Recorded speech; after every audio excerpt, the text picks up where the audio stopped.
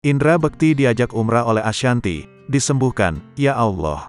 Indra Bekti saat ini dalam proses cerai dengan Aldila Jelita. Namun di tengah proses itu, Indra Bekti diajak umrah ke Tanah Suci Mekah oleh penyanyi Ashanti.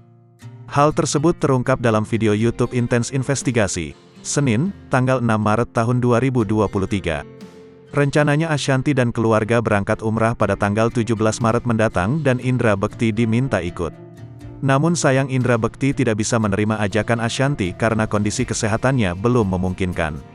Sehingga tawaran dari Ashanti itu pun tidak dapat bisa dituruti Indra Bekti.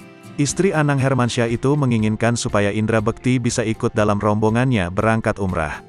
Semoga kalau Bekti bisa ikut umrah bareng aku, bisa berdoa di sana ya, ucap Ashanti, dikutip dari YouTube Intens Investigasi, Senin, tanggal 6 Maret tahun 2023.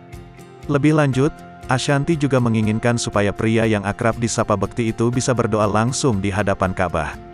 Kita baru berencana, karena aku tanggal 17 mau berangkat. Mudah-mudahan Bekti bisa ikut bareng aku, lanjutnya.